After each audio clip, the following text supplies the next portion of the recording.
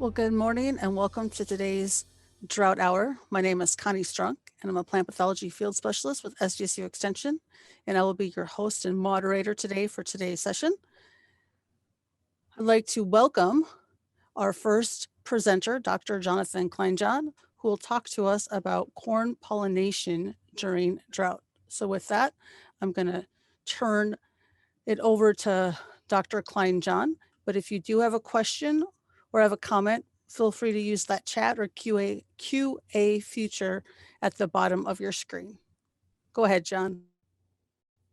All right, thanks, Connie. Good morning, everyone. Can you see my title slide okay? Yes. All right, I'll go ahead and get started.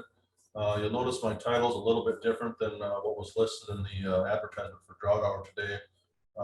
Setting this up, I thought I'd talk about drought effects during corn pollination, but I thought it might be more suitable to talk about drought effects on corn throughout the growing season. So the title today is going to be Drought Effects on Corn Production. And as I was working on this talk last week, Wednesday morning, it was actually raining here in Brookings. And we had gotten a nice rain a couple days before that. I know several areas of the state picked up some decent rains, the first couple of weeks of July.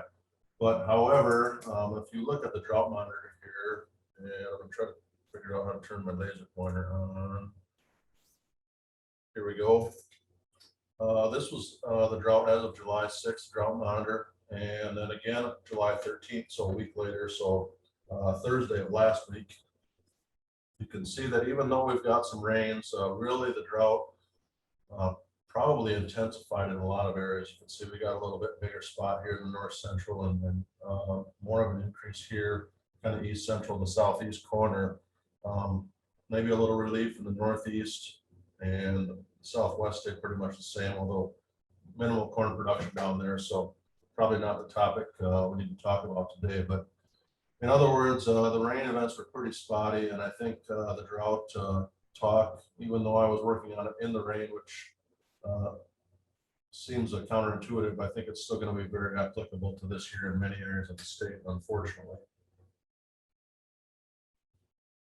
The reason for that, even though we have received some recent rains, is look at this chart that I got from Iowa State. We're coming up to the point here. Most of our corn is in this V18, I would say, growth stage in the state. And we're coming to the point of highest water usage in the corn plant growing season. And I'll explain this a little bit. So this chart just shows evapotranspiration and corn transpiration throughout the growing season. And the blue dots and lines are evapotranspiration, which is a summary or a sum of plant transpiration and evaporation. So you can see early in the season, like at B6, evaporation is accounting for nearly 70% or more of our water usage. But by the time we get to the point where we are now, I would say most of our corn in the state, as I said, is right in here. Our plant water usage is about 70% of the total evapotranspiration complex. And we're getting to the point, if you look here on the left, where we need about 2/10 to a quarter inch a day in extreme circumstance, especially given the forecast coming up here with temperatures in the 90s.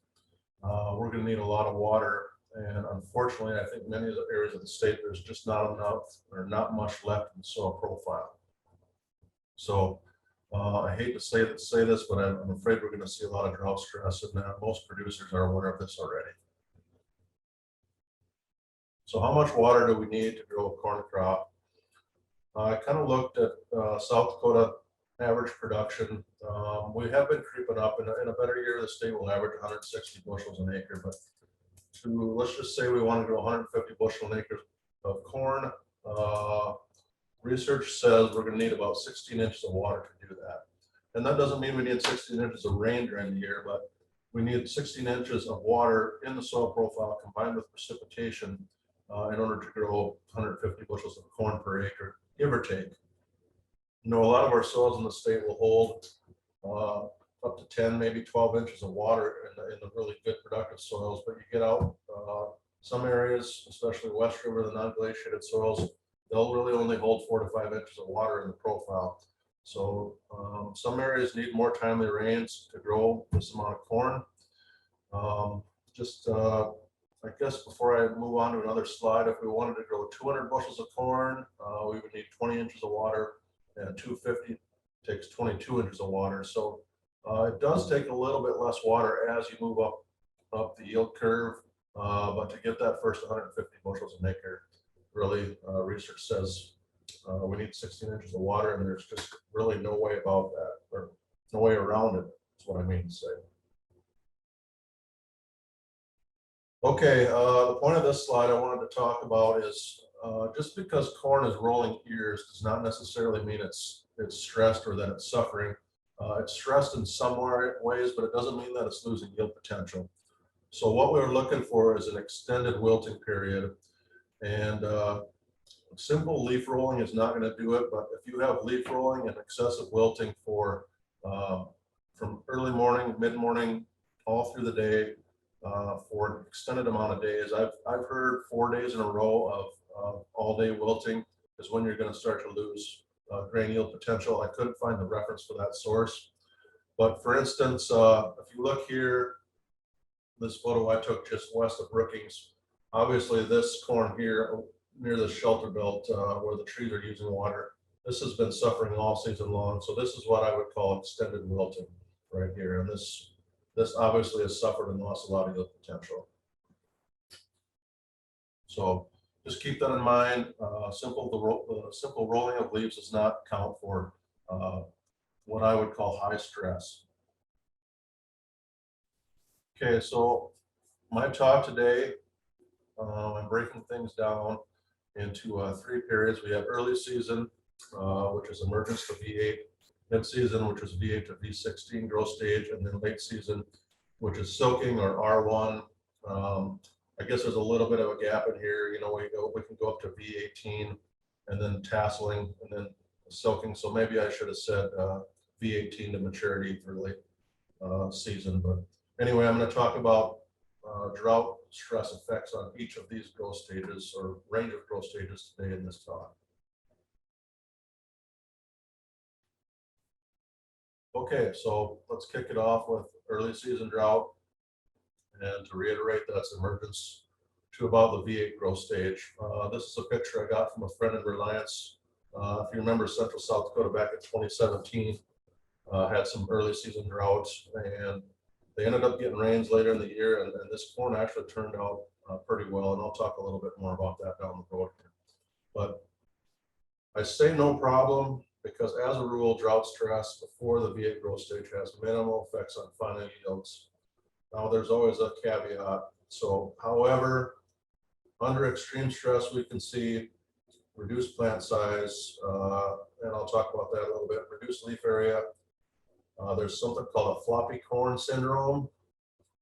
And then ear formation can actually begin as early as V5. I don't really talk about this until we get to the mid-season drought, but the rows around the ear of corn actually can start forming at the V5 growth stage. So early in the season, we do start to get a little bit ear formation. However, at V5, I don't know if you remember that transpiration slide, we really aren't using very much water. So typically this is not a problem unless it's under very, very severe stress.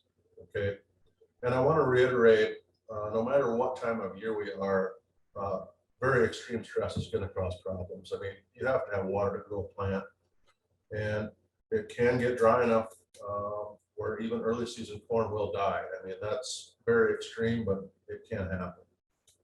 But to reiterate, as a rule, early season drought stress has minimal effects on final yields. Okay, just to talk a little bit about floppy corn syndrome, I have never seen this in person, but it may have occurred in some places in the state this year as we have a very dry June. Corn is most susceptible to this at the V4 to V5 growth stage. So what happens, if you know how a corn plant grows, and I didn't put a whole lot of slides here to demonstrate this, but as the corn grows, it first survives off the seminal roots, and then as the stalk gets bigger, it sends out nodal roots or brace roots that come out from the stalk and go down into the soil. Well, if these do not reach moisture or under the wrong conditions do not develop correctly, that's usually due to heat and drought, they basically just die. And so the plant has to survive off these seminal roots.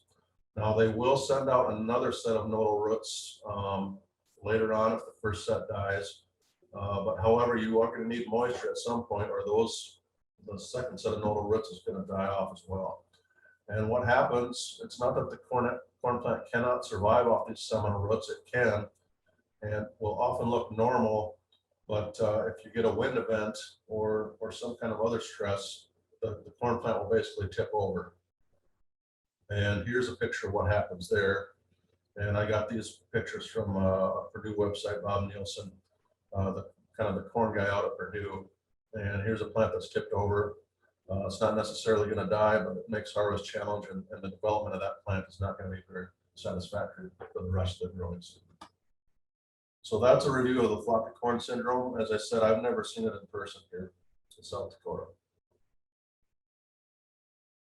Okay, just to talk a little bit about plant size and leaf area here. Here's a study that I'm doing at the Volga Research Farm this year.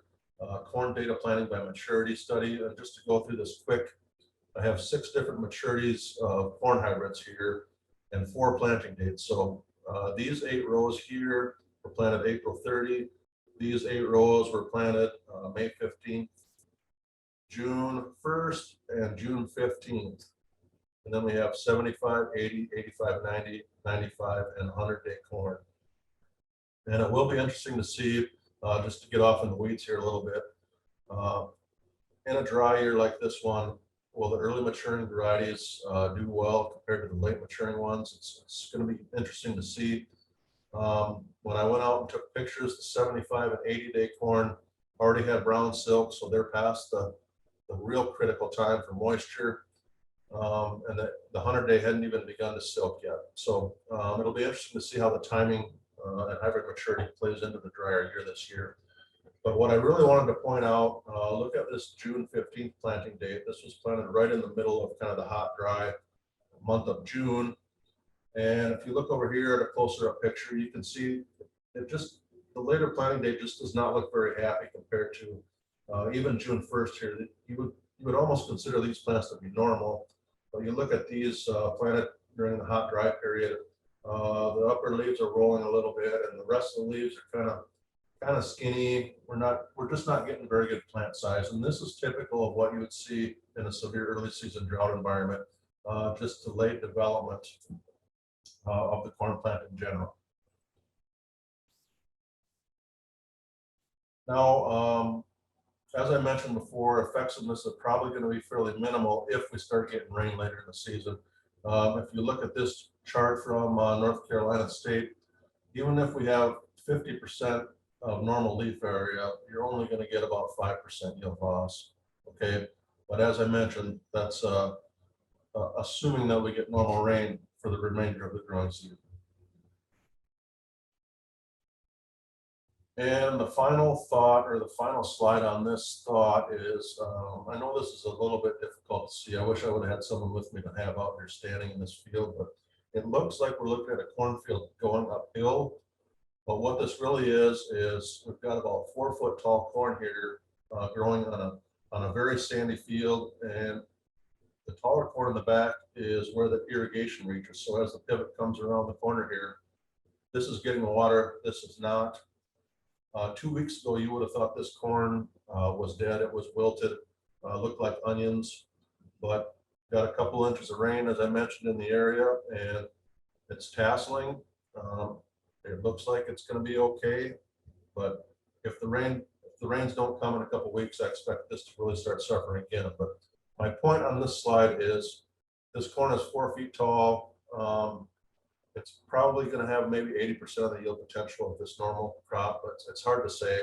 If this does make harvest, I know the producer on this field, I'd like to see what that actually yields. But this had severe drought stress early in the season, and it actually looks, other than being short, fairly normal right now. So to sum up, early season grain yield reductions really only occur 2 ways: outright loss of plant population due to death, or floppy corn syndrome, which is you really only see that under very severe circumstances, and then decrease in kernel rate due to smaller plants, right? So those 4-foot tall plants I just showed in the last slide, If you have a smaller factory, you're just not going to get as big of a final product, right? There's just not as much leaf area for photosynthesis, not as much root area, et cetera, et cetera. Okay, moving on.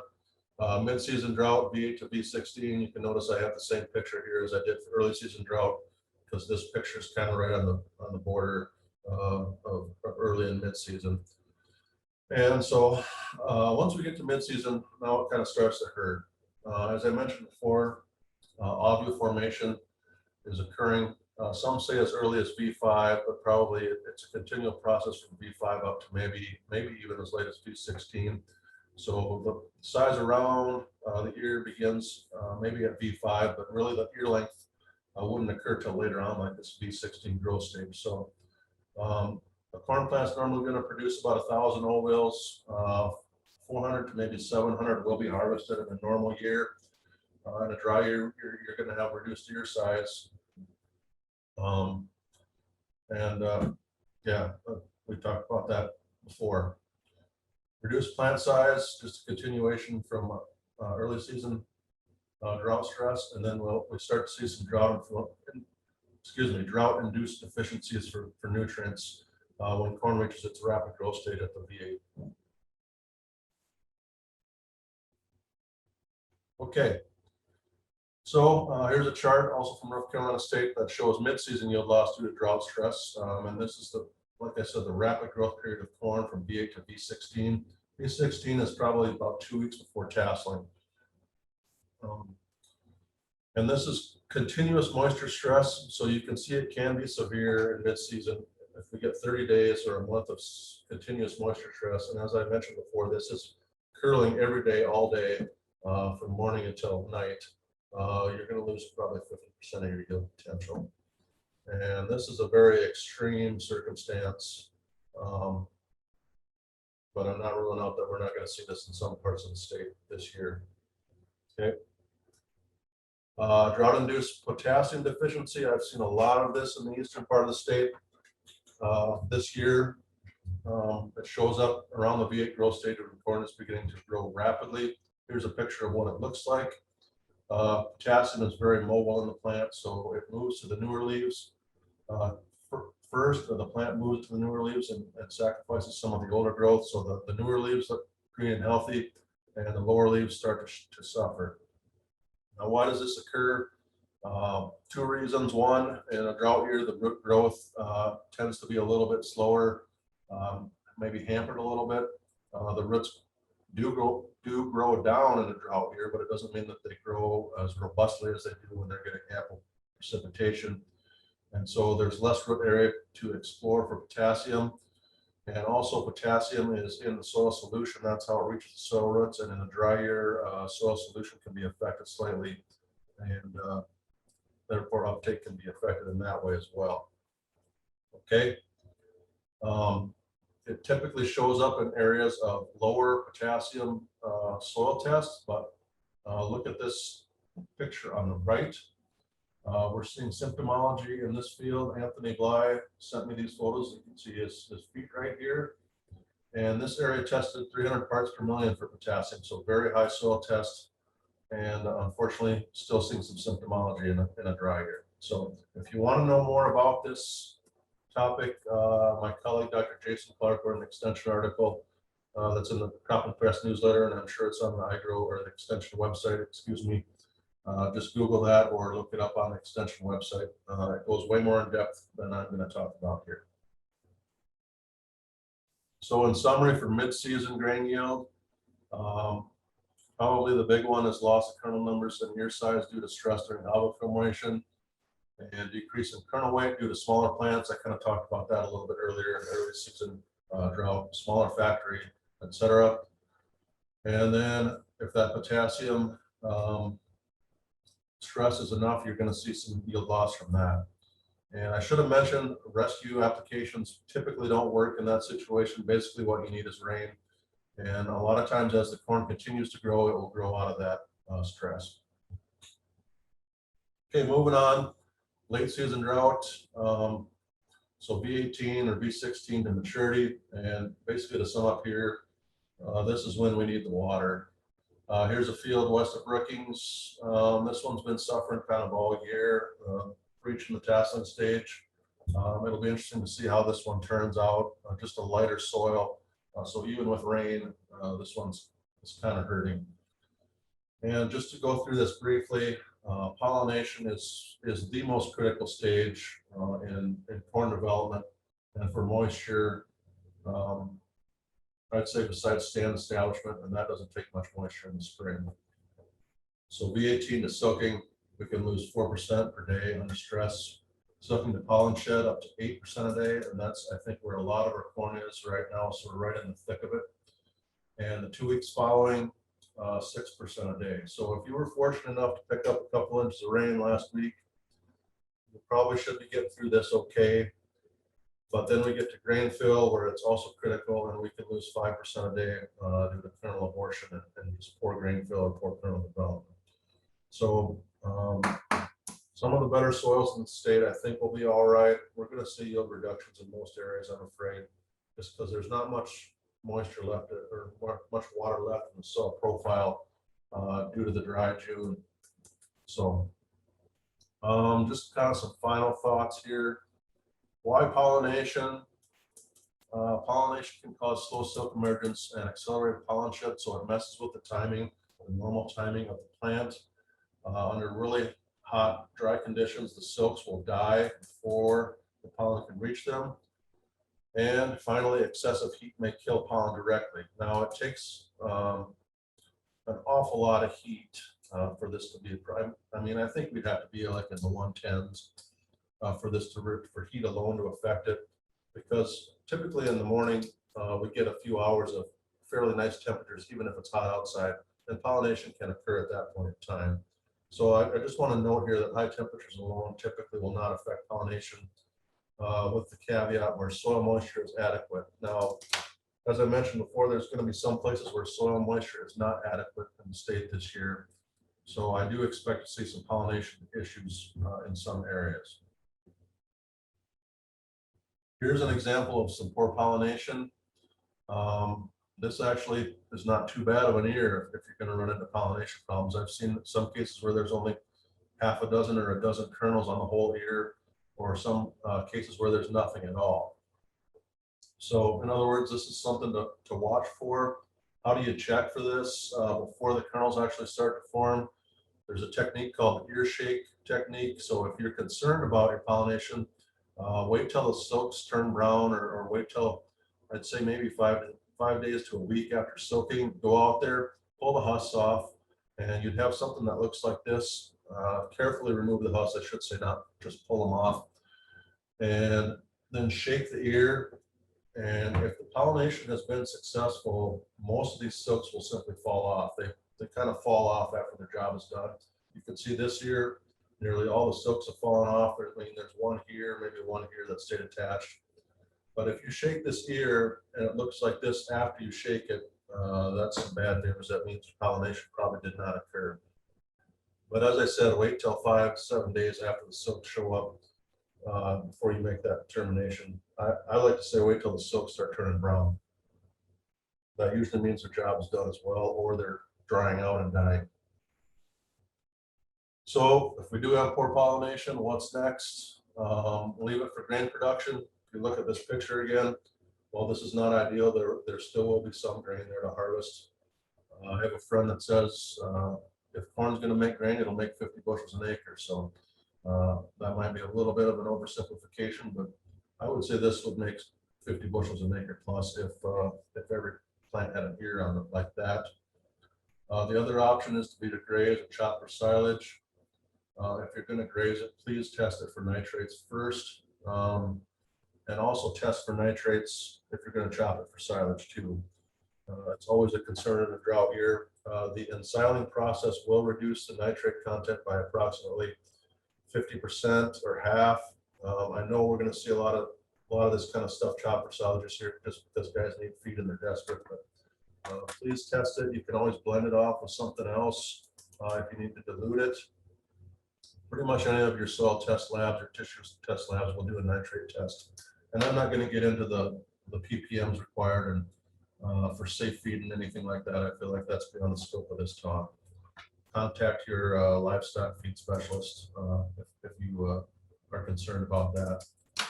And I would say if you're going to chop for silage, harvest only if you're sure that pollination did not occur, and try for appropriate plant moisture when siling as much as you can. You know, we're probably going to start going backwards on some of this corn here soon. So wait for the plant to dry out to try to get to that 65 to 70% moisture before you chop it. And again, still test for nitrates.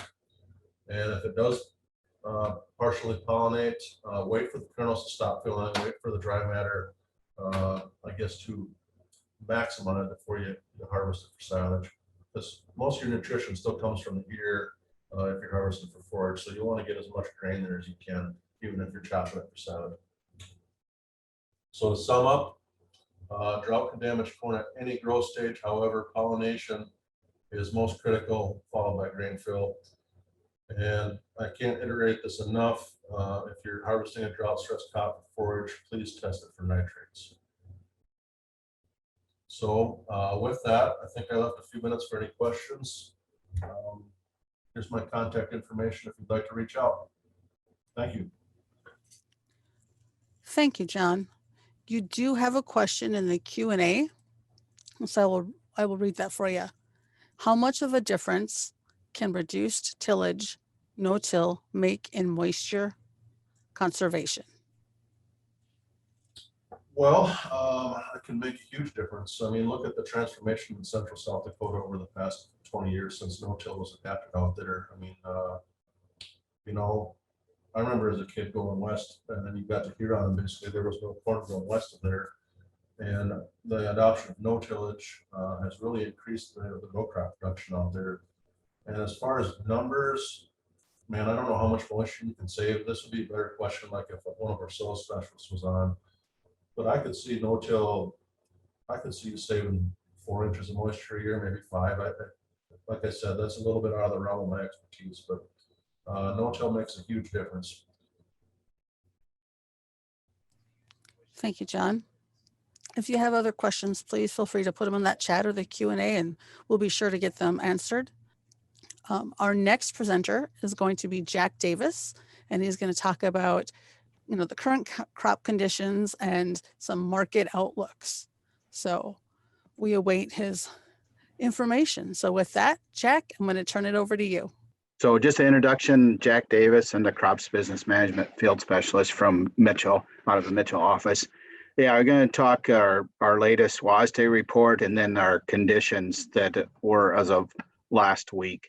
That report comes out each Monday afternoon, and the markets are really paying attention to it because we're in that low stocks to use area. So just really highlighting some things that took place from our July WASDE or World Ag Supply and Demand estimates.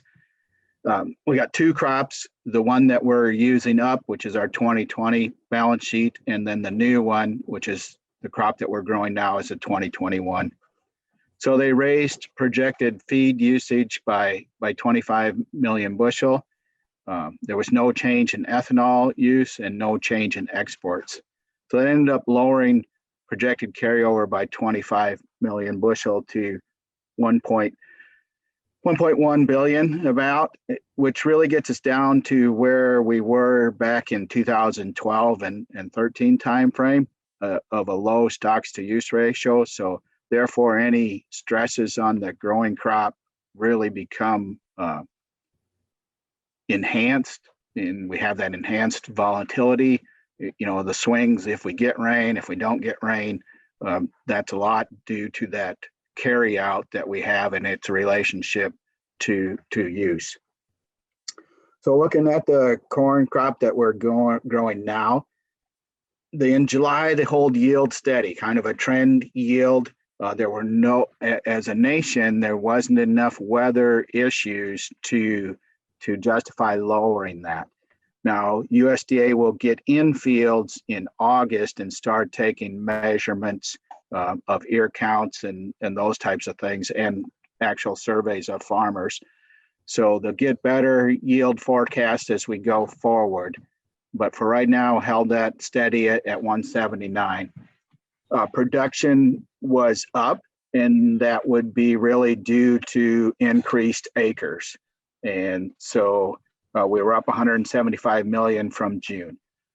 When we look at where the increased acres came from, those areas are really in drought. A lot of that increased acreage came from North Dakota, South Dakota, and Minnesota. And most of those states are in a drought. We'll see a map here coming up. They increased our feed usage by 25 million to account for the animals that are out there. No change in ethanol usage, which is up from what it was in 20, but no change from the last month's estimate. And the increased exports by 50 million. So in the end, ending stocks were increased by 75 million bushel from our June, and the stocks to use at 9.6, up from 9.2. You know, that's got a room to change as we harvest this crop. Probably won't, we don't know, but we may not see that trend yield, so that'll lower it. Kind of the difference between what I'll call low stocks to use ratio, mid is that about 10% stocks to use. So we are below the mid, we're in that low area, and weather then just becomes that much more important on the growing crop when we're at that level of stocks to use. Just showing how this changed through as each month that was forecast back in June of last year when we were expecting a very big crop. And gosh, we look back on what prices were even in this time frame last year, we're probably double that. But it's mostly because we've just reduced that crop as we've gone through. Oop, I'm really messing up here. Sorry about that. We'll get back on track. So just showing how ending stocks each month has decreased for that 2020 crop. So looking at stocks to use for both or over the years, and you can see that we're back into that time frame of 12 to 13, that probably kind of 10 to 13 time frame for our stocks to use. And therefore we'll have those higher prices. And again, that volatility is increased. Just a chart showing South Dakota cash corn, the monthly price received. It broke it down into a few different time frames and then show the average on the lines that go through there. So in 2008 through 11, averaged at 388. And we had that increase in demand and poor growing conditions for a few years there, and we averaged 544. We got things back on track. We're filling demand, acres are up, and it dropped down to 328. And then as of May, the average for May was 705 in South Dakota. The average for January through May was about 586. So we're kind of back in that 2011, 14 timeframe for price. Switching now and looking at our conditions report that comes out each Monday. So this is taken from last week, so it's a little bit old, and we'll see what happens. I don't know what happened weather-wise across the nation this last week, but we'll see and where conditions go. So really not too bad. We're in that mid 60 range for good to excellent on corn. That is shown here with the bars for this year, and the back shaded area is what it was in 2012. So as a nation, we're not going down. You know, it's kind of, you've probably heard it said the tale of two stories, and it's a western and eastern corn belt. The east seems to be looking pretty good and catching those timely rains. Now we'll take a look at South Dakota's, and see where we're at. Yeah, South Dakota is just tough. It's been tough kind of from the start, and just not much of it ranking up in that good to excellent area. And I just put in that the time frame when we were planted. So kind of as John talked, we're really in that critical stage here the next few weeks, just using rough calculations on when it's planted, both as a nation and for South Dakota, really from now, July 15th or 19th through probably August 4th, just spreading out for a planting window is really going to be key. So these next couple weeks, as far as our pollination and heat and drought stress. Oh, switching up a little bit and kind of move to talking about possible silage. Just the long run South Dakota cattle inventory, and we're really staying around that 4 million head, and that just hasn't changed very much in the last few years.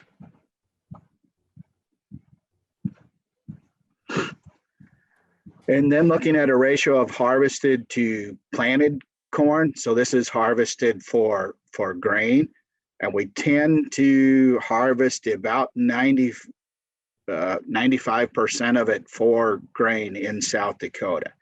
In drought years or years that we have problems with a crop, that will drop the amount harvested for grain. So I looked back over a few years, and back in 2012, we ended up harvesting about 10% of our acreage for silage. So if we would follow that, we'd have about 600,000 acres that we would cut for silage. But kind of the same type of thing, South Dakota corn silage acres, and then the tons. Tons on the right-hand side of the screen, following the line, and then the bars showing the acreage that was harvested.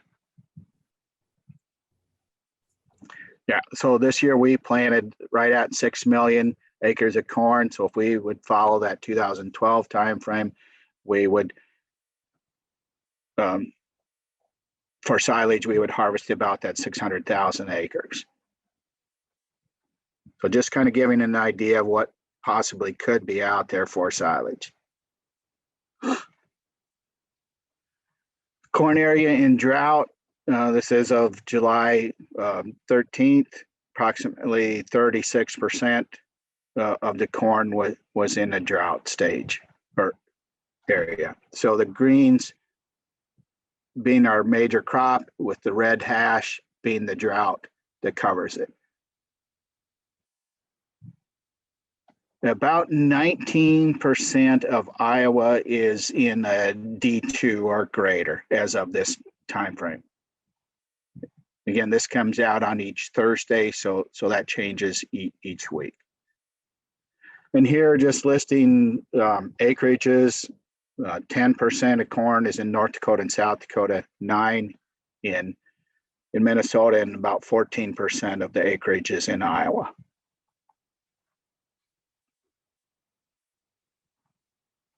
Just some pictures from central South Dakota. We got out in the field this week and grabbed a few pictures to fit in. No-till situation, there is moisture here. Probably a little early for John's shake test. None of these really let loose. I did pull them off here just to count to see what little guys were growing there. And here's kind of a picture of the field. Not probably full tassel in that field yet.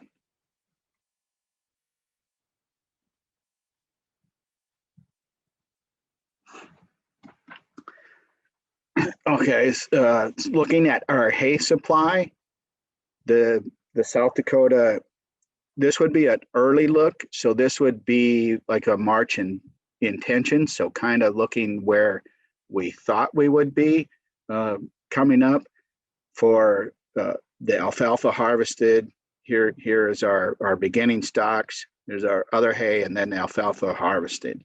So that would have been our early look. And, you know, if things would have went well, we would have been right on for a decent hay production. And as our next slide will show is an estimate of where we probably are.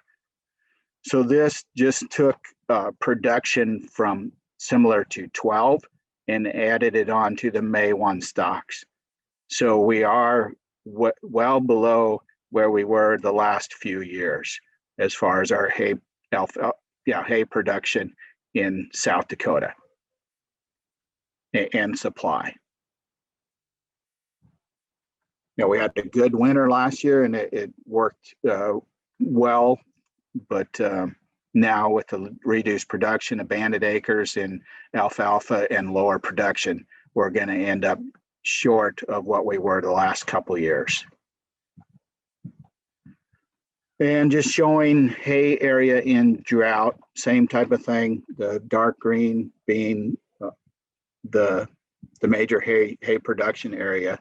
So to probably pick up hay for this area, you're probably down into Nebraska possibly, and then over to the east. And that's just, you know, it adds a lot of trucking to get it out into these areas where the cattle are or where the hay needs to be. So large area short on production and increases price. And then of course you got to add the freight to it. Talk just a little bit on soybeans. Again, from the July WASDE, the crop we're using up reduced imports by 15 million, reduced the crush by about 5, and reduced exports 10. So carryover was unchanged at 134 million bushel, very low stocks to use ratio. So we're in that low range. Again, weather's key to price. Looking at our crop that we're currently growing, no changes from June. So holding estimates all the same from our June estimate. Again, very tight stocks to use ratio at 3.5.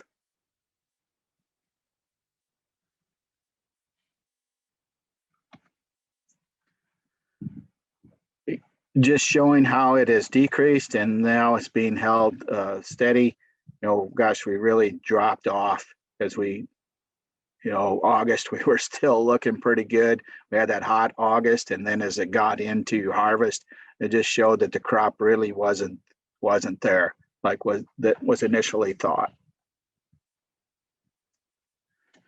Looking at national soybeans, good to excellent, and then comparing it to 2012 nationally, not looking too bad, a little below 60, not looking near as tough as a whole nationwide as we were in 2012. And then looking at South Dakota. South Dakota, North Dakota, both very poor on the soybeans. Very little of it in the good to excellent area, also for Minnesota.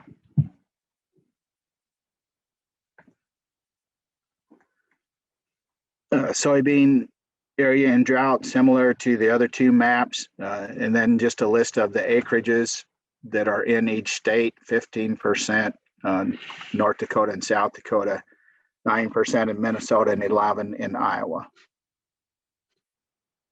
And the key for our national price will really be, can the eastern part make up for what we lose out here? You know, we don't have near the yield, or at least North Dakota doesn't have near the yield as the rest of the nation. A lot of the extra acreage or any increase in acreage was brought into North Dakota. But you combine those states that are having trouble out here in the West, and it may end up lowering our national yield. Just looking at crop prices for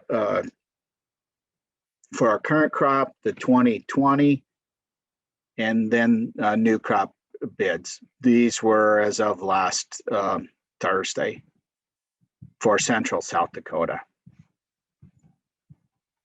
And next slide, I want to show where we're crop insurance prices. Here's our spring price and harvest price for 20.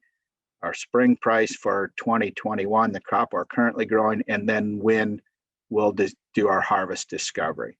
So right now we're in the middle or on the downside of winter wheat and its discovery price, and that is 614. That was at 610 on Friday. So the higher price will, for crop insurance purposes, will replace its spring price if you have the harvest inclusion, and most people do. I think that is what I have for today.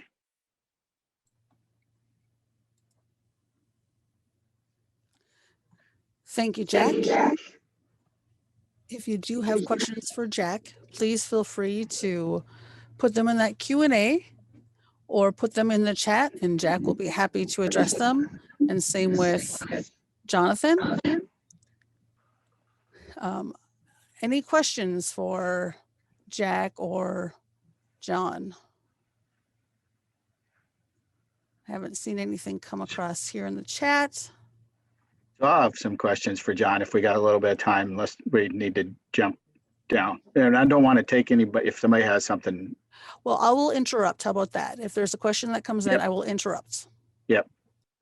So you said kind of wait till the silks are brown for the shake test, John? And I know you're pretty early on doing any type of yield estimate.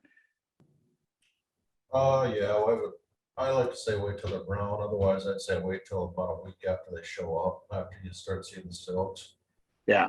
Sometimes they might not turn brown, and that's maybe not such a good sign. Yeah. Well, that's kind of that when you got to that point, like the ear that I showed, that field is, it's really variable, like many fields in South Dakota are this year, and.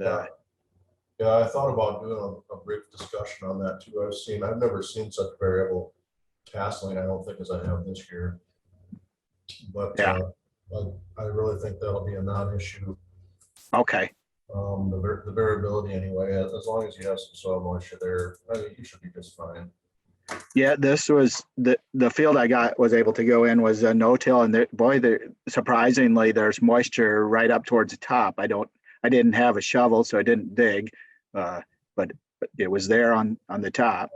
Pretty extreme before you see pollination issues. Like, okay, that corn's got to be wilting all day, every day for okay.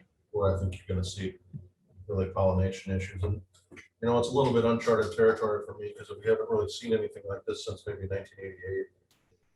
But I will say, even in the central part of the state, in 2017 when it was dry, and you saw a picture that I included there, they started getting rains. Well, it was a little before tasseling, and a lot of that corn still made 150 bushels an acre. Okay. I know some guys tore corn out by here, and they chopped it and they left some strips, to see what it would do, and it still made 150 bushels an acre in the fall. So don't discount anything until I'd check it a week after tasseling maybe and see. Yeah. Pollinated, but these modern hybrids are pretty resilient. This same area in 12 was tough, but it probably wasn't as much moisture, and the corn was actually quite a bit taller, but it had used up more moisture. The corn was probably 3 feet taller, and it did have I'm going to call them pollination problems for lack of a better term. They were just either really short ears or they were missing the kernels.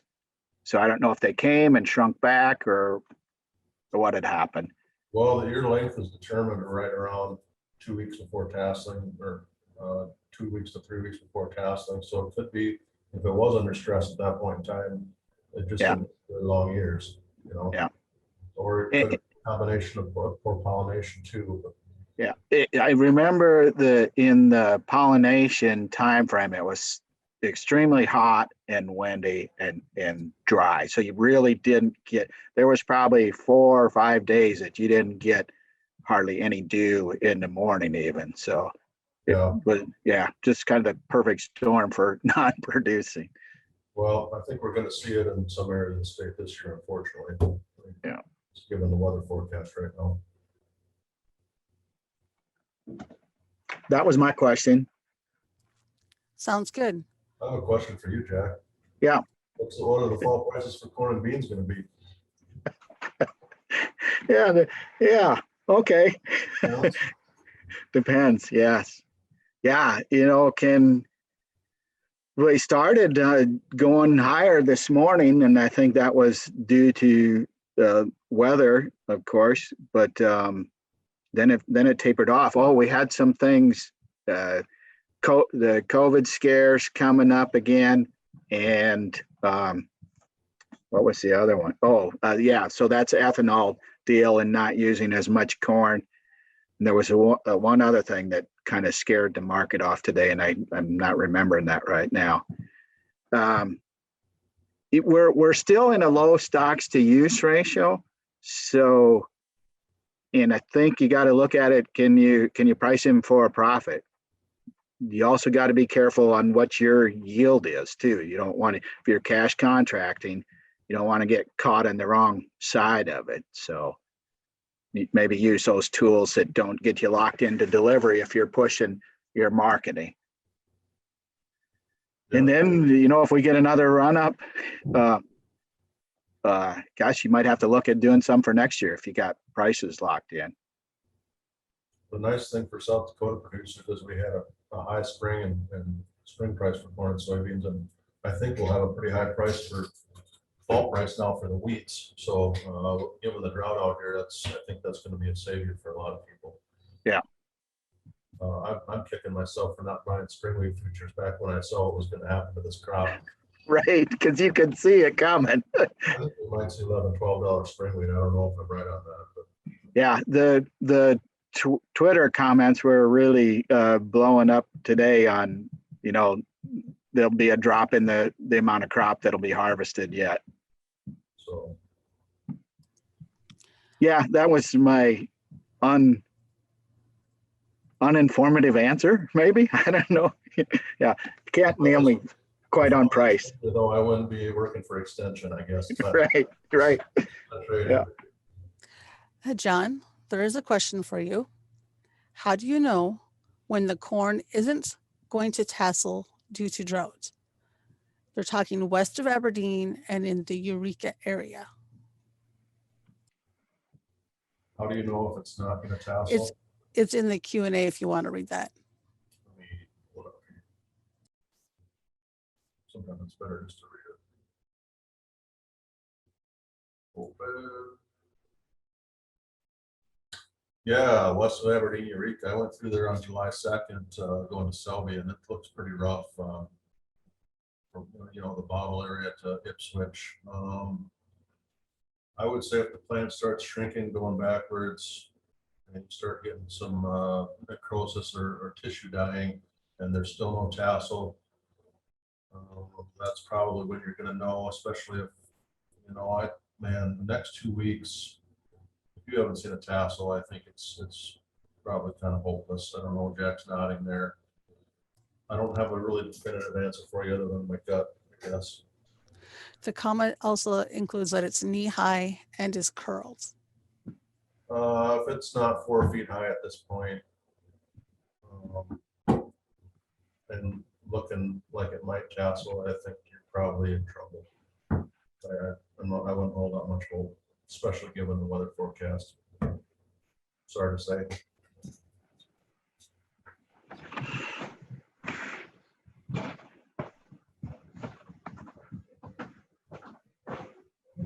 Yeah, it's going to be rough for a lot of people this year, unfortunately.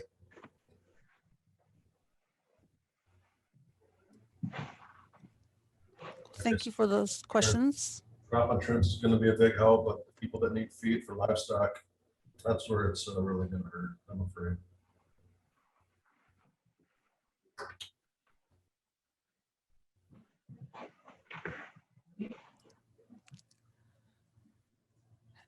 Well, thank you for those questions.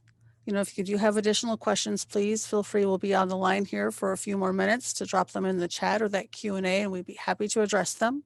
You could always send an email to John or Jack with those questions, or even send photos to any of our extension folks, and we'd be happy to take a look and visit more with you on any of that. So with that, I just want to thank you for attending today's Drought Hour, and hoping to see you all next week. Next week's topics will be the drought in perspective, looking at the current conditions and forecasts for 2021, and then looking at dry lotting decisions. So hoping to see you next week. All right. Well, I think that is probably a wrap. All right, thanks, Connie. Thank you. Yeah, thank you, Connie. Matt.